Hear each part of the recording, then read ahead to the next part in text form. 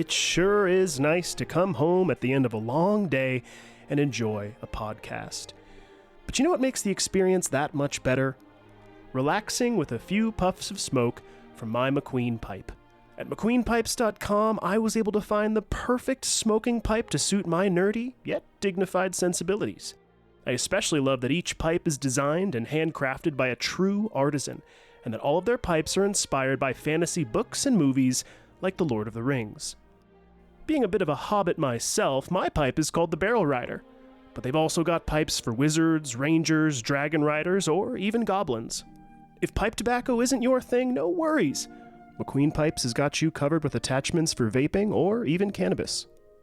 Head on over to McQueenPipes.com and use the code BIOGRAPHERS at checkout to receive 15% off of your entire order.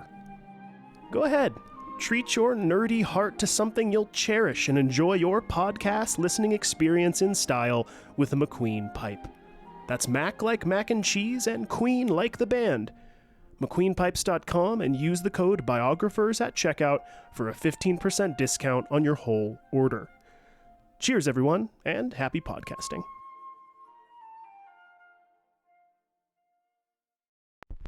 I do hope you can see me today from where you are.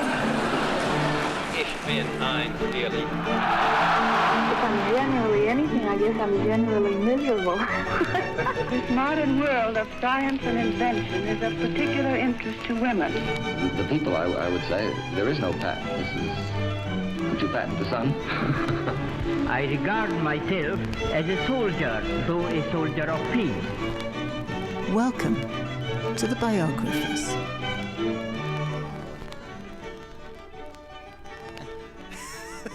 That is not the answer I was expecting. I was paid. at least expecting you to be like, yeah, I had fun, it was a good time. No, I got paid.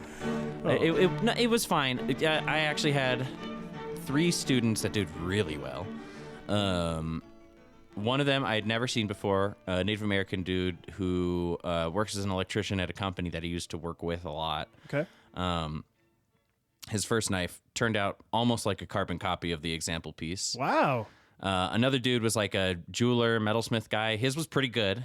And then what's actually really sweet is one of Shalena's derby players, Rue Guru is their derby name, took some of my classes. And they took my first class. They did a great job. Took the second class. Did an awesome job too. The only problem is they are, we nicknamed them boulder shoulders because they are like maybe 4'8", 4'9", with gigantic like musculature. They look like a Geodude. And they were so short that the grinder was like eye level with them, so they were like grinding above their head. Yeah. And I had to run out to the dumpster outside and find a pallet for them to stand on while they were grinding. That's funny. But they were so sweet because they could tell that I was getting frustrated Yeah. with one of the other students, and they, like, I hadn't had lunch, I hadn't had anything. They ran into their car and gave me like a snack to eat. And when Like I was Akiva's still getting hangry. literally, and then like when I was still working with this student who was a bit behind, they cleaned up like the whole back area of all the dust and stuff so that I wouldn't have to do it and I could just leave. That's nice. So I could make it to Shalena's derby game, which was awesome. Oh, I will say that Jess and Jamie have both asked several times when the next derby match I should have let is. you know. So you got to tell us. I forgot to tell. I didn't think you were in town yet, which I don't know why I didn't think that because it was only a weekend trip, right? No, I mean, it was like 4 days, but yeah, Okay. It was over the weekend. Well, it was. everything. It would have been fun because yesterday's game was a lingerie game. Oh boy. Yeah, Shalena didn't partake, but everybody was practically naked. It was like, I know. I hate you a little bit more now because before, I'll be honest with you, Derby was not the most exciting thing I've seen. I was expecting a lot more action, and it was a lot of, let me stick my butt in your way so that you can't get around me. And we're going to stop here. It was more football than I thought it was going to be. You know what I'm saying? You were probably expecting more like WWE wrestling. Or like a lot more fast movement, a lot more like, I don't even know a sport that I would compare it to, more track and fieldy, right? Where it's like, oh, we got to go over here, move, crash, keep going, blah, blah, blah, blah, blah. But it was a lot of like, up, nope, form the line. and then like grinding to a halt and then not moving and not allowing anybody else to move past them. So watching that experience in lingerie would be much more fun. I was like, Shalina was like, oh yeah, we're doing a lingerie match. And I was like, are you sure you want me to come? She's like, just don't be a fucking animal. And I was like, okay. But let's be honest, if they're putting on a lingerie game, what are they expecting from people? To be like, this is appropriate and normal? I'm totally used to all these foreign beautiful women in bikini outfits or whatever. They had people like doing body shots and all sorts of crazy shit. But I wouldn't have been in on that, but you know. It was really funny because I like Shalina totally just focused on the game, like was doing a great job. Shalina, you missed it if you were talking about action. She had a hit where she blew someone out probably like 5 feet out of the ring. Oh my gosh. Like it was one of those hits where the whole crowd went, oh wow. And I was like, yeah. Everybody was like, oh no. And I was like, yes, get him, murder him. And like, I was like, are you not even slightly phased that like they're just like titties slapping you in the face? And she's like, if a titty slapped me in the face, I wouldn't know. Which I thought was really funny. Heat of the moment, you know? You're not thinking about the titties. Yeah. Well, I'll say really quickly as we continue to talk here, welcome everybody to, I guess, a weird edition of the Biographers. So this is going in the episode great. Well, I don't know. I mean, we were just talking about, so I thought it was funny. I thought it was fun. I think people will get a kick out of that. This is not going to be a normal episode of the Biographers, as I'm sure the title is going to imply. We're not 100% sure what we're going to call these, but we've kind of decided that in between the series that we do on actual historic figures, the actual biographical series, we're just going to take a week off to give ourselves a little bit more breathing room, a little more flex room. So as of now, I'm calling this Brain Break. I don't know if that's going to stick for forever, but it feels pretty good to me. Biographer's Brain Break. It kind of sounds like a segment on Bill Nye. yeah. Brain break. I feel like in school, they would do that a lot where they'd be like, all right, who needs a brain break? Because you'd be like studying all this stuff for a long period of time. And then you'd be like, all right, let's just chill out for a second and grab a snack. Yes. So that's kind of what this is supposed to be, is we're just going to kind of shoot the shit a little bit, say hey to each other, talk about random things. And then we're also going to get into, I've decided that in these episodes, we'll do like the updates on questions that we asked throughout the past series or two. And then also things that are just corrections, things we want to clarify on, whatever it might be. So I've got a little list on my phone here that we'll go through in a few minutes, just kind of clearing up some of that stuff, and hopefully we can make that entertaining as well. But again, I always want to make sure that anything that we got wrong, we are making corrections for, or if we asked questions that we didn't know the answers to, we try to get those answers out there. Yeah. So welcome everybody. Biographers after hours situation. Biographers after, that might be good too. Yeah. Biographers after hours. Yeah. Or office hours? Office hours, or in the study. There we go. Something like that. Anyways, we'll figure it out. By the time we launch this episode, I'm sure it'll actually have an official title, but I think office hours might be pretty fun. That would be good too. I think that would work. Because Brain Break feels a little kitschy. Office hours feels right. I don't know dignified. Yeah, it feels a little more dignified. Which we're not. We were just talking about like lingerie derby, so... Hey man, we're in a brave new world where I feel like lingerie derby is celebrated now, especially in America. It was for Pride, and they like raised a bunch of money for like a bunch of different Pride organizations, which was super, super cool. And also it was super fun. It was great. No one took it too seriously. Yeah. It was a blast. Speaking of Pride, by the way, you know how Kat and I went to Minneapolis for my very first lesbian wedding, which I was very, very excited about. They were, thank you. They were very, it was during Pride Month. That was like the whole point, is that they wanted to do it during Pride Month. So they had a stack of those, like, little American flags, but they had little Pride flags. Oh, cute. So when they did their, like, it was like a fake exit, where you run out to the whatever car that drives you away. They did it while the sun was still out because they wanted to get the pictures of it or whatever. So rather than sparklers or anything like that, everybody got a little pride flag, and we were all waving the little pride flag as they were all running through our little tunnel of people that were cheering them on. So that was pretty fun. Yeah. For any of you who have any friends or family in roller derby, it really is. It's just like a fun cult. Like I can totally see that. After Shalina got into derby, it's been like her obsession. She's been loving this sport. Most of all of our like friends who we talk to on a regular basis are from derby at the wedding, which cracked me up.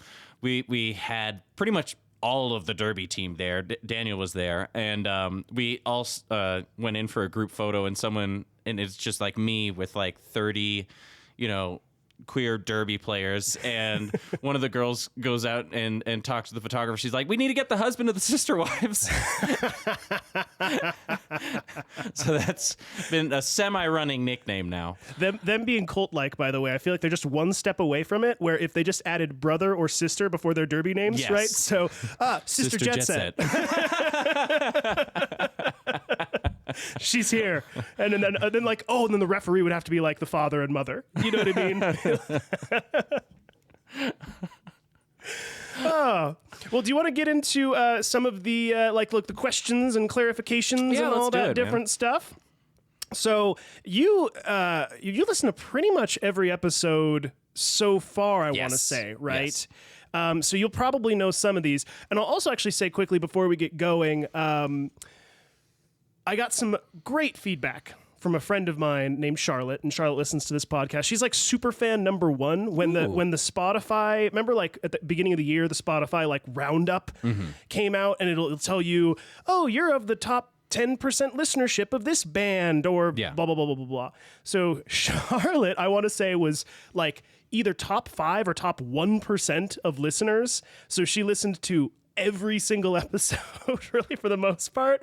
That's great. I love Charlotte. She's super sweet. But she had texted me because, one, she said when she was listening to us in one of the Jack Daniel episodes, we talked about how we wanted to do live streaming on TikTok, and we were like, oh, but it'll probably just run, and we don't have anybody to monitor questions. So she texted and was like, I volunteer as tribute to monitor questions for your live stream. So that was first and foremost. And then second is she said she wasn't sure that she would like our switch to the 1 hour format, but she said she was proven wrong. Oh, that's good. So that's she really good. really likes the 1 hour format that we're switching to now. And she also said she loves you. Aww, that's so good. That's really good. She said she really likes what you do on the podcast. I appreciate that. So just give another little shout out thanks, to Charlotte. I've mentioned her once or twice on the podcast so far. But just wanted to say thanks for the feedback. We really do appreciate it.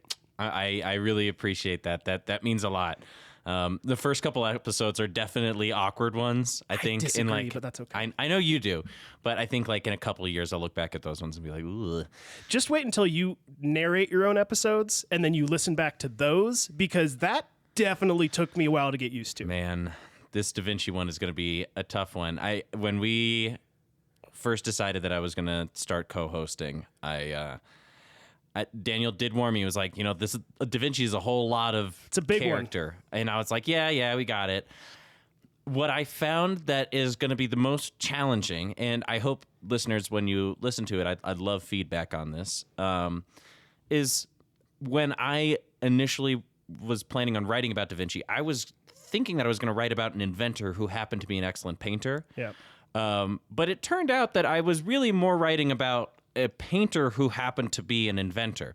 So the chronology of writing the Leonardo episode seems to be personal anecdotes, personal history, and then a masterpiece that he's created. Like a painting masterpiece? Mm-hmm. And then personal anecdotes, personal history, then another masterpiece, that type of thing. He has, and we'll talk about it in one of the episodes, almost no notes up until 24. Pretty much none. Yeah. And any paintings that he did with somebody else. And then he has like 40,000 notes after the age of 24 till his death. And lots of them are doodles and inventions and scribbles that have no context. We don't know where he gets most of these ideas, besides, we know that he read certain engineers or certain inventors. But we can gauge his progression as an artist because of the people that he interacted with, the people that he was friends with. Gotcha. So it changed my perspective on who I was writing about. And this is a podcast. It's going to be a little bit difficult to write something very compelling about visual art. Yeah. So I'm going to challenge myself. I think I can do it. Episode 1, I'm very happy with. Episode 2 is where he really starts cranking out the artwork, and I just don't want it to be a list of art descriptions. I don't think it should be. I would say talk about, if you need to, and we've kind of talked about this a little bit. One, rattling things off is okay.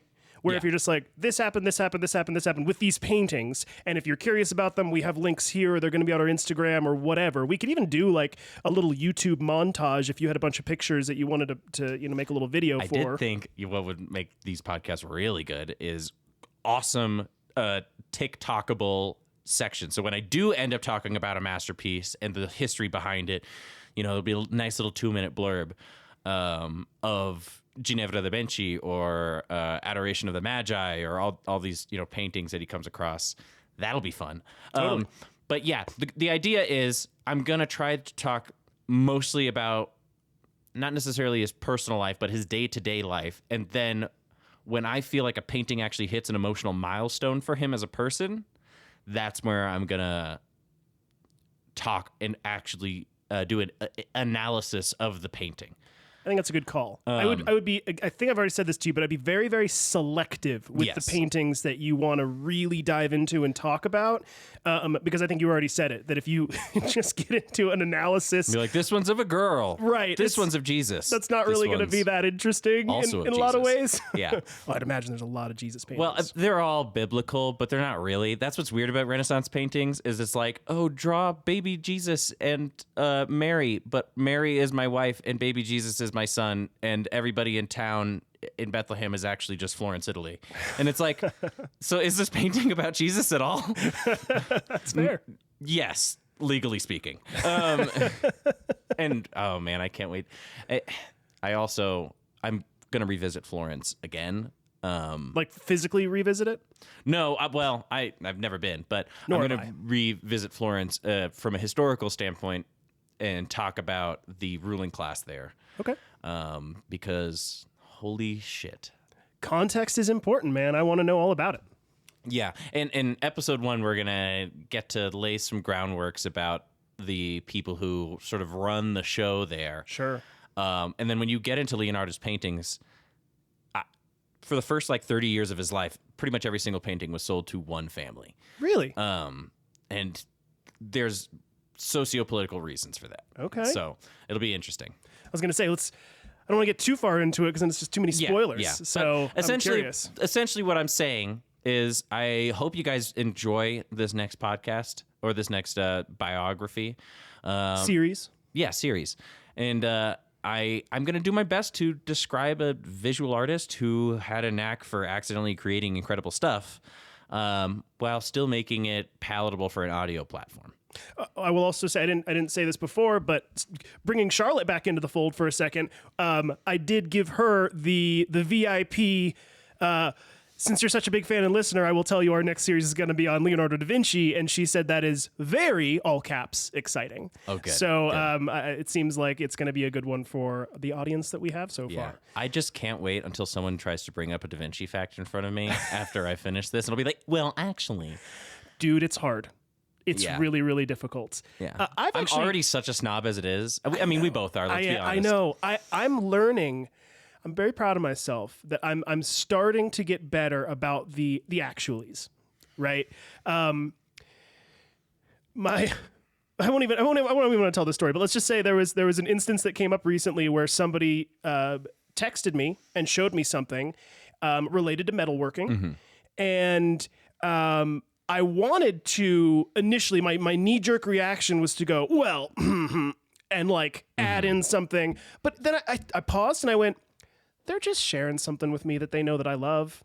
So all they're doing is just trying to say hi and connect and whatever. So just say that's great and that's really cool and move on with it, because it just doesn't matter. Yes. Trying to correct somebody or insert some stupid idea about something or whatever. It's like, so it was good. I caught myself and I was like, no. Be cool. They're just reaching out to say something fun. You know what I mean? Yeah. And that was all that it was. Yeah. If they're asking a question, answer. But if it's not a question, just be like, okay, nice. It wasn't. It was literally them sharing something that they saw. Now that I'm a full-time sort of professional blacksmith, I get tons of friends and family showing me, a picture of their bed frame and saying, can you fix this? Or, something they got at IKEA, or some video of a Pakistani dude sitting on the ground making bolts, and he's like, I think you'd find this interesting. And I was like, Dude, that has happened to me since I've had chickens in the backyard, The amount of people... I've had people he's the chicken guy. He's the chicken. They're like, oh yeah, Chicken Daniel. And I'm like, I don't know how my identity is now related to chickens, but people will send me on like Instagram and stuff just like, oh, I saw this reel of these chickens and I thought you'd enjoy. And I'm like, it's sweet. And again, it's one of those where it's like, they're just trying to connect. They're just trying to I'll warn you, it is a self-fulfilling prophecy though, because I was just talking with my sister on the phone, and it was just like a casual thing, but she's been a little bit stressed or whatnot. And I was like, you can't chop wood unless you sharpen the axe. And she's like, that is such a blacksmith related saying. And I was like thinking about it on the drive home afterwards. And I was like, I do think now I am becoming the knife guy to me. Oh, okay. So when people have a birthday or one of my buddies had a baby shower and I didn't know whether or not to make a gift. And I was like, I should make like a rattle that's the shape of a little sword for the kid. And I was like, oh, that'd be cool. I'm like, that's cool. And then I'm also like, why does everything I have to do have to be knife related? Hey, because it's what you love and what you're passionate about. For sure. You know what I mean? But it is a self-fulfilling prophecy that I am starting to see myself as the knife guy. Yeah. And I'm starting to be like, I can only give gifts if they are knife related or something. And it's like, no, I'm a 3-dimensional character, right? Right? But at the same time, I don't necessarily think that's a bad thing, because in that same vein, I am trying to get into the headspace that I am a podcast guy. Mm-hmm. You know what I mean? And I think that's a good thing, because if I only see myself as like, if I'm in any way ashamed of me being all about my podcast and doing this thing or whatever, if I'm like embarrassed to tell somebody in public, hey, here's because there's a context when it's like, oh, we run a podcast. It's like, oh, great. Another white guy with a podcast. That's my joke, honestly. Yeah. Another white guy with a podcast. Yeah. It's just like, oh, a middle class white individual who just thinks that they like the sound of their own voice. And it's like, all of those are true, but also my stories are very interesting. So that was always my thing from the very beginning, is that I was like, I don't want to be one of those people that's trying to be popular just for the sake of myself. You know what I mean? I think I have really interesting conversations. So I just want to get on the mic and just see what comes out, bro. You know what I mean? Like, no agenda, us just chatting like exactly what we're doing right now. But it's true. That was like, I was always, and still am afraid of that. And I don't want to be that. Yeah. I remember when we were talking, you made it very clear that when we started this podcast, we wanted it to be 80% podcast. Yes. 20% back and forth dialogue conversation, just as like to break up the content of the, because it's not an audiobook. Exactly. And even so, and I won't even say the names of any of the podcasts that I'm thinking of, but even some of my favorite podcasts can be guilty of it, where you can tell there are certain episodes where it's like, oh man, you guys don't have the content for this episode that you do in a lot of other ones. It's not as dense in the information. So the other people kind of have to help compensate and fill in the blanks with like jokes and random conversation or whatever. And then it ends up being like more of a 50-50 between actual information and then them just chatting about whatever. Still love those podcasts and everything, but I found myself getting sometimes frustrated, I am a huge fan of Jeff Fader from Fader Knives. He runs, he's one of the co-hosts for Full Blast. Well, he is the host of Full Blast Podcast, which is his podcast, and then Knife Talk. And his is, he interviews people that he finds interesting, whether they be artists, other knife makers, sculptors, whatever, because he was a sculptor beforehand. But my favorite are just his, standalone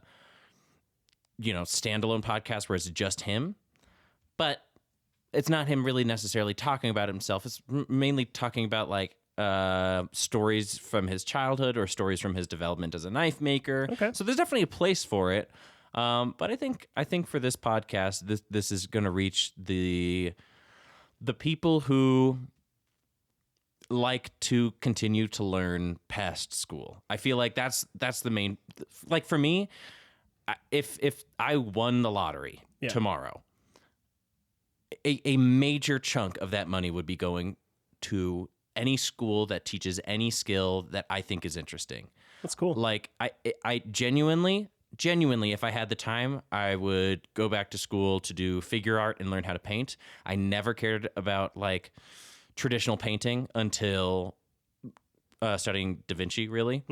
I would go to a school to learn about mechanical stuff so that I'm competent with cars and it doesn't make me anxious every time I have a car problem. Yeah. I would go to school to learn about, foraging or woodworking or leatherworking or cultural anthropology or, cultural studies, that type of thing. Totally. And I think a lot of the people who listen to this podcast kind of feel the same way, where they're like, if my life just revolved around the things that I only wanted to do, I would still spend it studying, learning. Maybe in the way that I like to study. Maybe you don't like the tests and the lectures. But I was definitely one of those students, man. I got a C- in art history, but I can guarantee you I remember it just as well as the students who got an A+, if not better. No, it's funny you say that, because throughout this, maybe people will find this surprising, but throughout all of my educational career, elementary school, middle school, high school, and everything and beyond into college, I was mostly a terrible student. And when I say terrible, I'm not joking. I mean, I would get oftentimes, mostly Fs on my report card. I just was an awful student. I'd had very little capacity to sit in the classroom and really absorb it and then regurgitate it onto tests and everything like that. I think a huge part of it was that I was undiagnosed ADHD and I just had no ability to really focus and absorb on what was being taught. Same here, brother. But in particular, history was one of those ones that I wanted to be interested in. But it was almost every teacher that I had was basically just like a fact regurgitator. Yes. And it was just like, oh, yes, we're going to talk about... You just needed the right teacher. Mesopotamian art and why, scroll cylinders were a thing. And it was just like... But none of it was interesting. It was just them sort of saying that it was there. And that was what it felt like. And it wasn't until in high school, I took from South Pasadena High School, Mr. Regan. Mr. Regan's history class, that dude, and he's still teaching at the same school to this day, was able to turn history into a fascinating story. Yeah. And that was what made it all click for me and go, oh, I love this. This is really fascinating. And it wasn't even talking about things that I thought would be interesting. Mm-hmm. He was talking about, I think it was sophomore year of high school, we went through like the French Revolution. Yeah. And spent this whole time on the French Revolution, the Russian Revolution. And it was like, I never would have imagined this would have been a fascinating subject. And it was. Mm-hmm. He was able to turn it into something fascinating.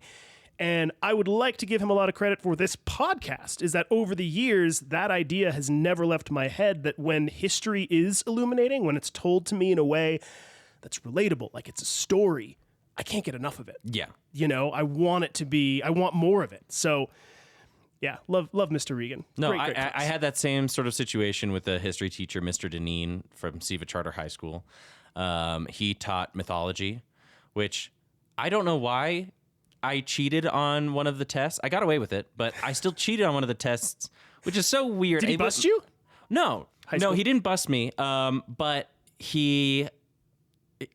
I wrote it on the inside of my hand so that I could cross my hands and then read sentences from one palm to the other when I interlocked my fingers. That's funny. But it was all stuff that I already knew. I read mythology books when I was in high school. I think it was just an anxiety thing because I was failing so many other classes from lack of attention that I was like, I love this class. I cannot fail it. But anyway, he really brought a lot of fun to the subject. Yeah. And another career that I think I would have had if I wasn't a knife maker would have been a history teacher. Sure. And when you came to me asking for somebody else to host, that meant a lot because that is something that I was trying to fulfill in my life. Glad, man. I love being an educator. I love history. I love talking about history. That's why I find this podcast so fulfilling. And it also gives me an excuse to read nonfiction historical books in my free time, and gives me the encouragement that I need to satisfy that part of my brain that's not always active when I'm at work. I was telling this, or I've actually said this several times to Kat along just kind of the process of me doing this podcast, is that I traditionally have not been a reader, right? You had those friends growing up that it's just like every time you saw them, they had a book and they're just like constantly reading something. That was not me at all. I was much more into like music and playing and all this different type of stuff. But reading was never one of them. I just struggled with it. Unless it was like Harry Potter, like every other kid ever. Yeah. That just, couldn't stop reading Harry Potter. I didn't finish Harry Potter, by the way. Did you not? No, I didn't. Oh, well, that's a shame because it's great stuff. My mom read it to me as a kid. And my mom did too. Really? Yeah. Aw, good moms. Go mom. Yeah, my mom read Harry Potter. She had the picture books, and we got through a good bit of them, but I never ended up finishing them. I did love them, though, because Harry Potter comes out at the same day as my birthday almost every time that they would come out in the movies, November 16th. Like every Harry Potter film that's ever come out has come out 16, 15, 17, around that time. So we would go see Harry Potter. I dressed up as Harry Potter as a kid because I have a little freckle on my forehead. And I was like, what if that was the scar like Harry Potter? And I had these little round glasses because I was blind as a kid. So no joke, dude. So my mom started reading me Harry Potter. She got me the first Harry Potter book as a 5th grade graduation book. And for anybody that doesn't know, I'm about 10 years older I am than Akiva. Mm-hmm. And so she gave it to me. And I remember in 5th grade going, really? You got me a book? Serious? Okay, fine. Thank you. Like one of those situations, you know? Yeah. But this was when I want to say, like, when she started reading it to me and she got it for me, it was like either a month or two before. I want to say it was like a month or two before Prisoner of Azkaban came out as a book. By the way, one of my favorites. Because, I mean, Sirius Black just really hurts me emotionally. Any good dad in a film, I'll cry. Dude, I'll cry during the Goofy movie. I don't care. If there's a good dad, I'll cry. I want to keep going with Harry Potter, but have you seen the Pixar movie Onward? Yes, we talked about this last time. I need to see that one. I watched it again, and I cried like a friggin' baby. Again, it hits you when the point of the movie, when it really gets there, I have goosebumps right now thinking about it because it's so well crafted in what they're trying to tell the audience, you know? Anyways, for people like me, it really, really smacked me over the head in the best emotional kind of way.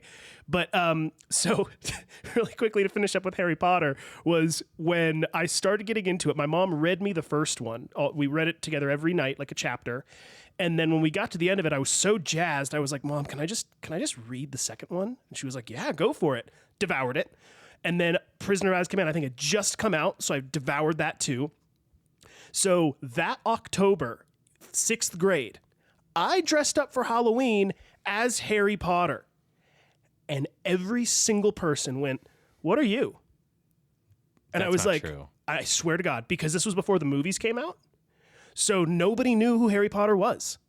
I was the dork that dressed up as a character from a book, and nobody knew. And I had a huge, and this was, by the way, if you ever look at the cover art for the old books of Harry Potter, there was no scar off to the side of his head. No, it was in the middle of his forehead. Dead center. And they make a point of it in the books, talking about how it was dead center between his eyebrows, huge lightning bolt. So my dad had gotten like Crayola markers and had done this really cool lightning bolt right down the center of my forehead. I had the glasses on. I had like a little cape on, this whole thing. And I carried a broom with me. And every single person went, who are you? And I was like, I'm Harry Potter. And they went, that is who's so Harry Potter? Unthinkable in this world. Isn't that amazing? Like, I feel like you could be like some sort of like Maasai tribe in South Africa, and you'd be like, oh, that's Harry Potter. Only you know what I'm saying? Comparable to where if you were walking around as Darth Vader and somebody went, who are you? You'd just be like, what are you talking about? Like, this is Darth Vader. Every human being knows this person. That's basically where it's at with Harry Potter. But imagine that, man. That's me so as a little kid walking around and people just going, what are you? And then it was like a year later, the movie came out. And then that next Halloween, 20 freaking kids from my school were all dressed up as Harry Potter. And I was like, I liked Harry Potter before it was cool. Do you want to know something really cringe about me? What's that? I dressed up as Joker and my girlfriend dressed up as Harley Quinn one year. Yeah. Did you do it like the Heath Ledger style? Like where it was super cringe? You bet your ass I did. Yeah. I did. Oh, okay, I'm going to say this in public, and it's going to go out on the internet forever, but I'll feel like a sense of joy for doing this. I took theater in community college, and I did a monologue for the end of the semester doing a Heath Ledger impression. Oh, my. Yeah. That is some neckbeard stuff. It is 100%. I'm like, my palms are sweaty talking about it. And you know what? I was talked down by my friends because before I was going to do the Mark Hamill voice. His is a good Joker voice. I love the Mark Hamill voice. I was doing it very badly. Yeah. So if they thought that the Heath Ledger was going to save me some street cred, imagine how bad it could have been. Hey, only like 12 people knew about this before, so I don't know why I'm bringing this up, but it's okay. You're welcome.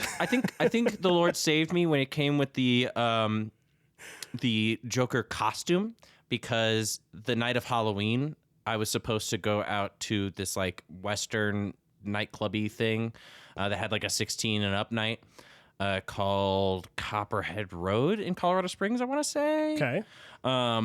And I was sick. So my ex went out without me, which I thought was kind of rude. Went out without me as Harley Quinn, and then I just was like sick at home. Little did I know that would actually like save me personally several years down the line. You don't have to feel too bad about it because there was a whole. Did you ever watch much of The Office? I'm rewatching it right now. I've seen various episodes from every season. So there's a really funny joke at one point, and this was not long after the Heath Ledger Batman movie came out. And it's like it starts out and it's Halloween at the office, and the elevator doors open up, and it's Dwight, and he's full on Joker. Oh, I've only seen him dress up as Darth Sidious, but not Joker. So he's full on Joker, and he's like, want to see a magic trick? And he like does the whole thing or whatever. Yeah. And then he like comes strolling into the office like he's going to be the coolest guy in town. And he like sits down, and as soon as he sits down, Creed comes walking in, and Creed is dressed as the Joker.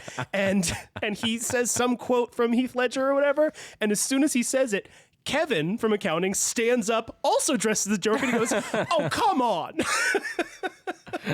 So, like, you don't have to feel that bad because it was a huge thing at the time. Yeah, lots of people are guilty of this. So, shout out to all you guys who did Heath Ledger impressions with your friends.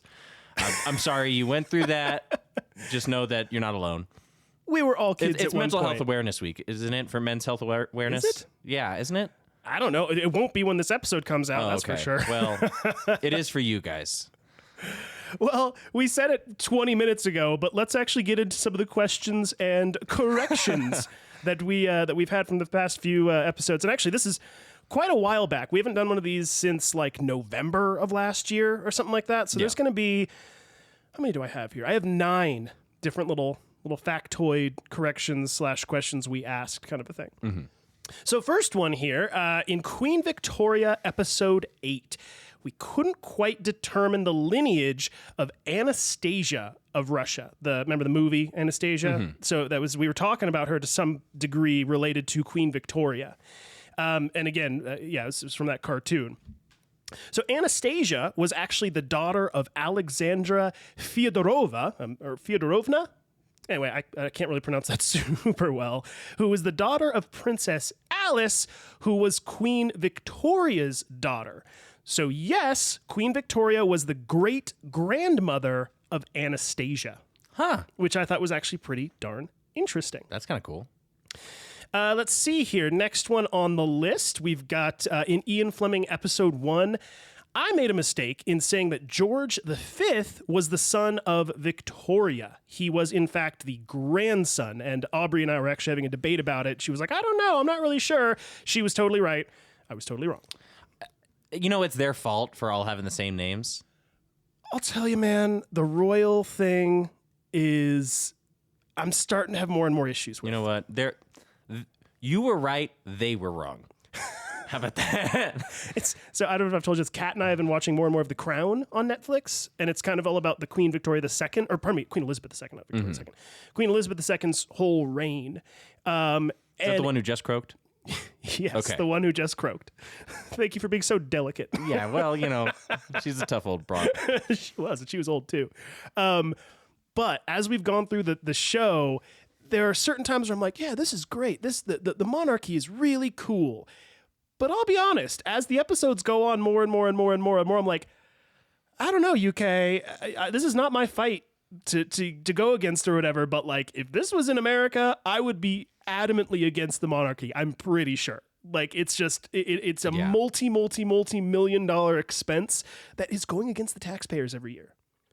That is really weird. Imagine if we had a bunch of politicians here in the United States that were paid inflated salaries using American tax dollars. It's not just that, because they still have their senates and everything like that. That's true. Actually, they got all the same shit that we do. And that's my point. The royals is that the royals cost, I don't even know how many hundreds of millions of dollars a year to maintain, and they live in the lap of luxury with all these servants and then people cooking for them, and they have pieces of property all over the place and castles that are curated for them, and that is literally just an expense that the people of the UK are paying for every single year. And what I find so funny about situations like that is we always see stories where it shows like the health decline of people who are put into this position and the mental health decline and the fact that like they go crazy, they're depressed, they kill themselves. And it's like, we don't want you there.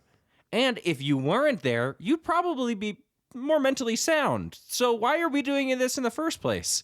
You know, I was rewatching some of the Game of Thrones stuff, and I was thinking about like the Lannisters and all that. It's funny. I have been too. I've been recently rewatching Game of Thrones, and I was like, I know that there is way more, complicated aspects to royal systems and stuff like that, but it's interesting how the people who are in power at least claim to be suffering one way or another mentally from being in this position of power. And the people who are not in power are suffering from them being in power.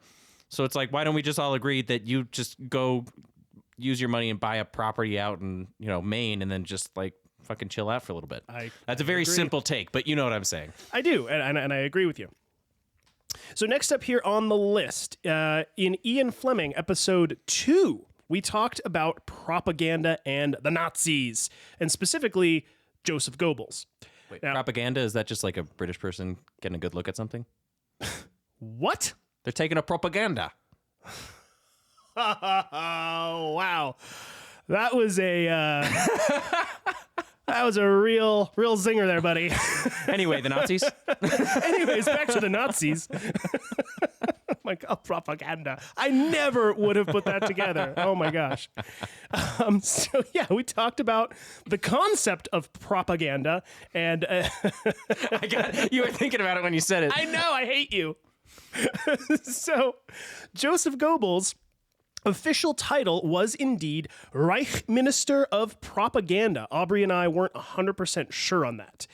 Also, Aubrey read a definition of propaganda, saying it was bias and misleading.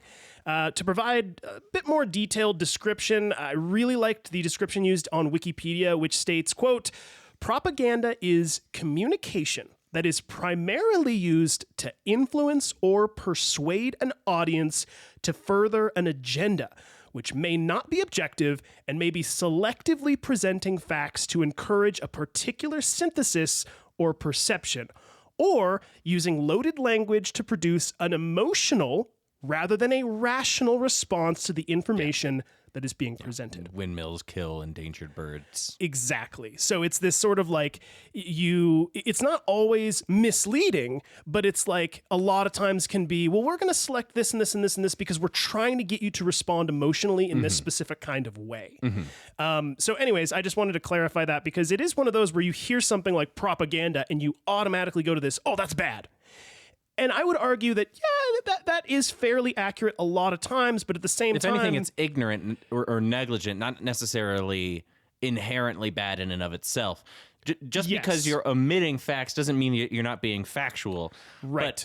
But I think we're not we like to say that we are, but we're not entirely factual creatures. So just if I'm synthesizing facts from one perspective, then I might be less inclined after a bit of time to synthesize those facts from another perspective on the same subject. Right. It's like I think about American propaganda from World War II.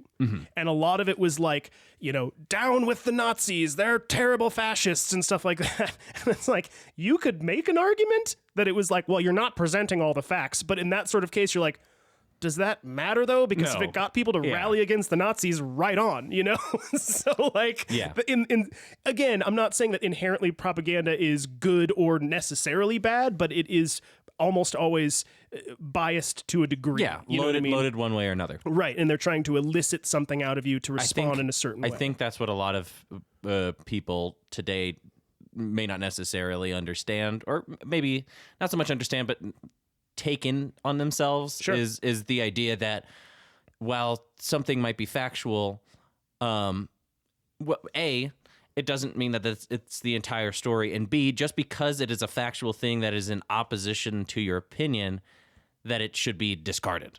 Yeah. Agreed.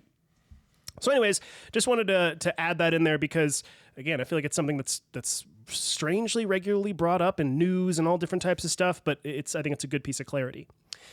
Now, this next one is for all the pronunciation police out there. So throughout the Ian Fleming series, I mispronounced Ian's wife's last name. Okay, so her name was Anne, and I was saying Charterie, okay, because I don't know, it looks French to me when I was reading it initially. Now, I will also go back to The Crown, and throughout the show The Crown, they always talk about the Charteris family. And I was like, oh, it's Charteris. Charteris, okay. So it's Anne Charteris, not Charterie. So, anyways, just wanted to clear that one up because I'm sure anybody that knew that and was listening to the Ian Fleming series, every single time you heard me say Charterie, they were probably like, dude, it's Charteris. It's Charteris. It's also Charteris. not your fault, because if it's a CH at the beginning that's supposed to make an SH sound, that's French. Right. And that's what I mean, is that I was reading it and I was going, okay, in my mind, the logic of it was me going, well, the French and the English, they've had a lot of back and forth and royalty over the years to make sure the treaties are good and all the Game of Thrones style stuff. So I'd imagine that's where it came from. So this family is probably Charterie, but I was totally wrong about that. Charteris. It is Charteris. Yeah. So just wanted to let everybody know about that one. Next one here in part 5 of Abigail Adams, we asked how FDR, Franklin Delano Roosevelt, was related to Teddy Roosevelt. Initially, I think Aubrey she was like, I think they're like, it was like his uncle or something like that. I can't quite remember what we said it was, but that is totally not true. They were 5th cousins. Oh, okay. So like distantly related. Like they were technically totally part of the same family, but yeah, very, very far apart. They were really not, much of any relation there. Next one, in part 4 of Jack Daniel, we asked if Jack's Belle of Lincoln, remember that? His whiskey? Yeah. He made like the softer whiskey or whatever to try to appeal to ladies and everything like that. So we asked if that whiskey was still being sold. No, it is not.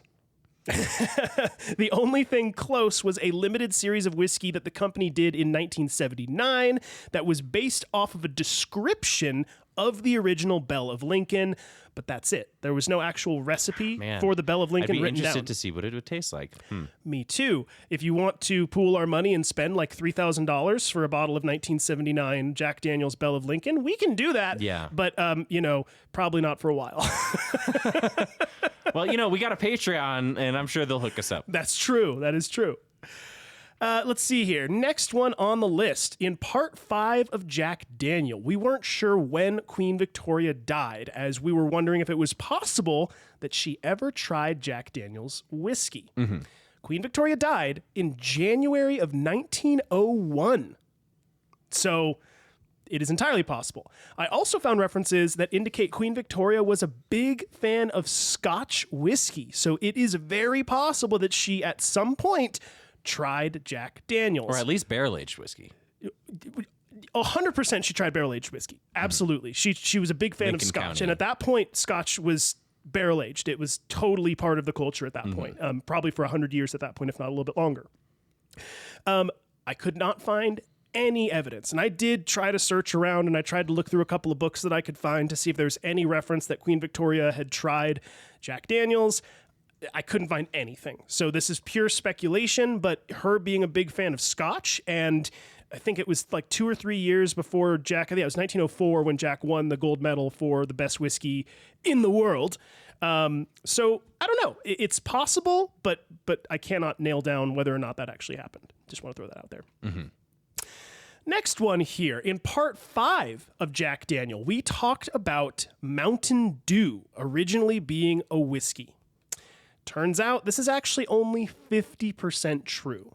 Okay, and I did want to clarify this one because there might have been people out there that went. Down soda, or? Well, there's a clarification here. So yeah, as it turns out, Mountain Dew was a generic term used for moonshine in the Scottish Highlands.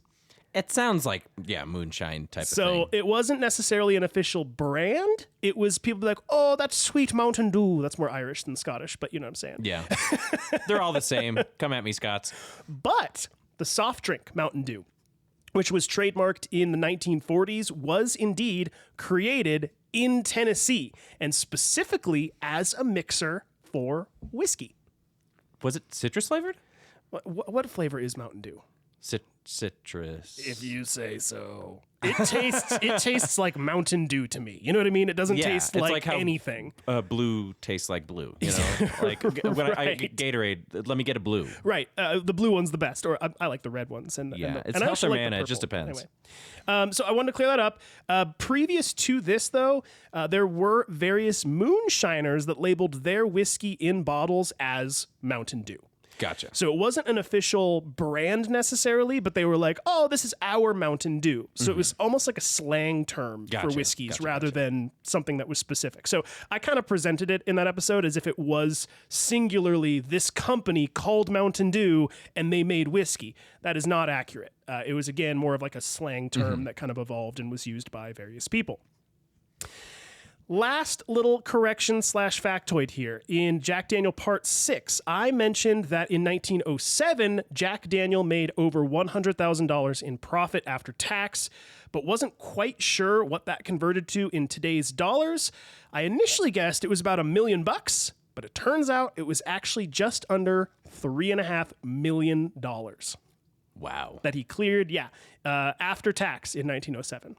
That's nuts. So... it's these conversions always add color to those situations where it's like, oh, it might be this, but then it was, it's actually 3.5 times what my estimate was. So just thought that was kind of a cool little factoid. Wow. I want to throw that in there.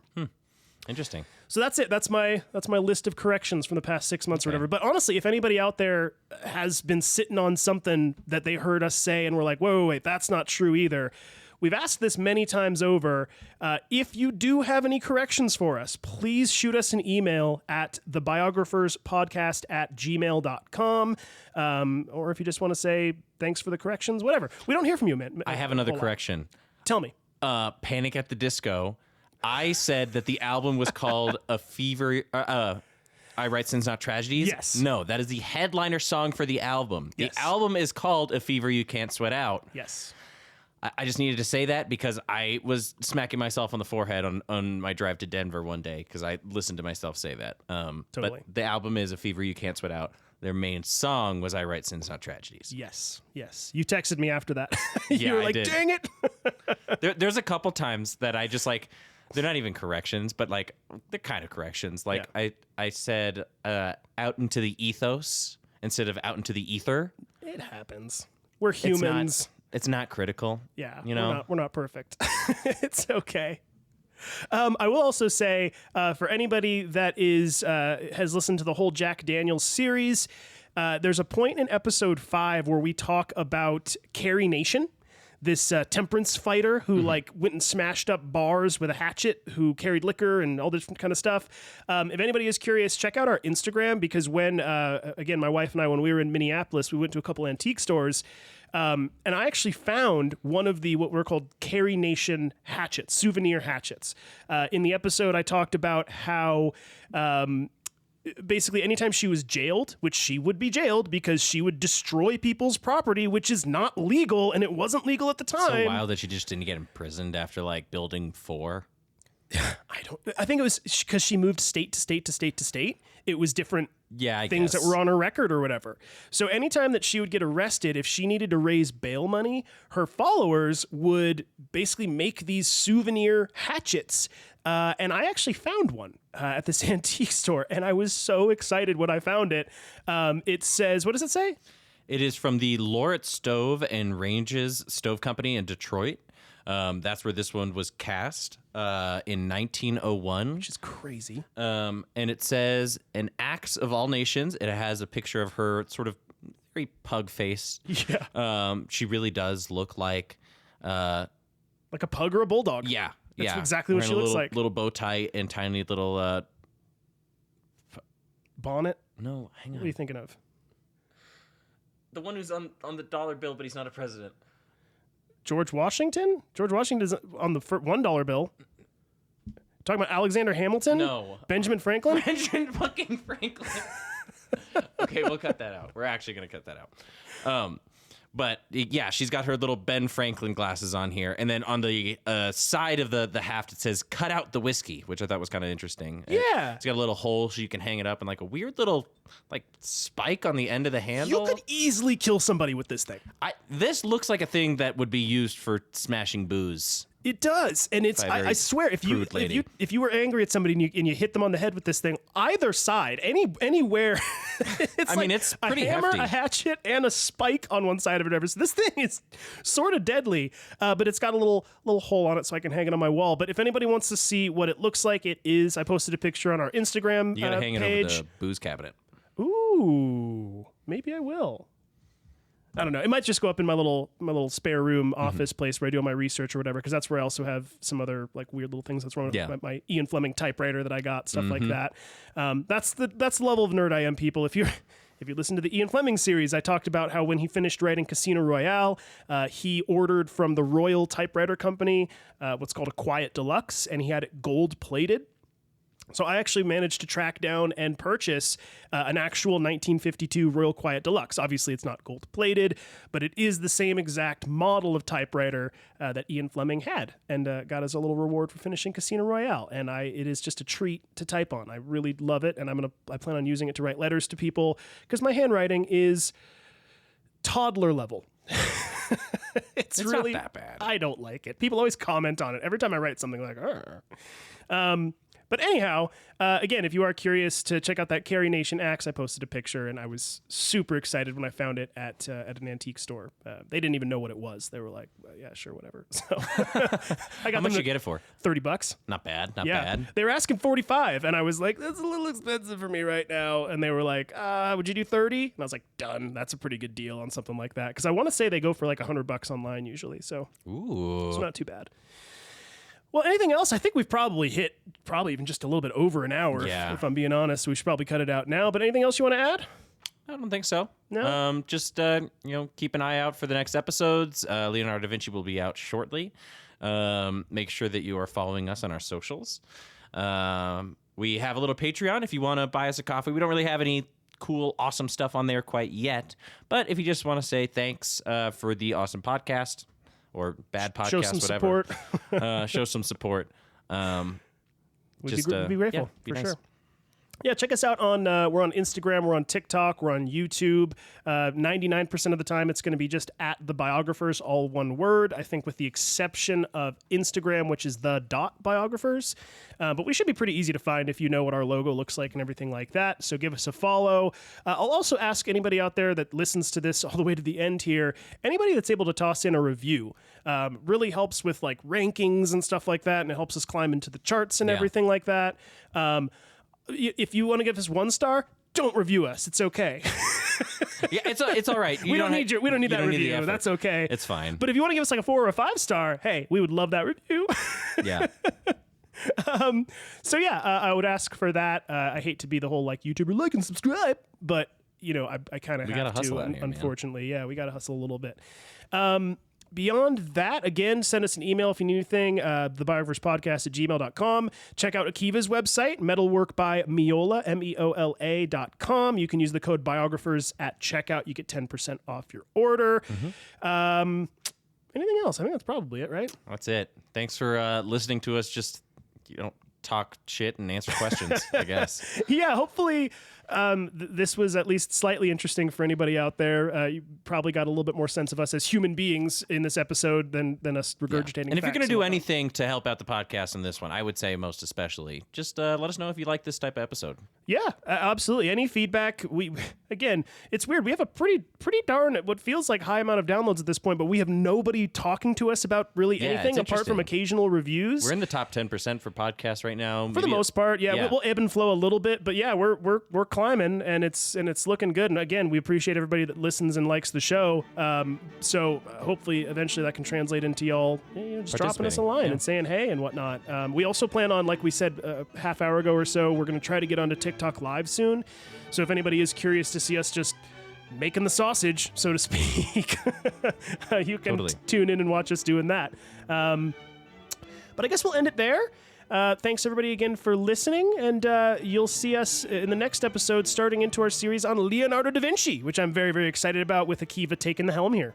Yes, I'm very excited. Lots of writing to do, lots of synthesizing still. But I'm excited for episode 1. Me too, man. All right, well, thanks, everybody, and we'll see you in the next episode. Bye. You've been listening to The Biographers. For more information, please visit thebiographerspodcast.com.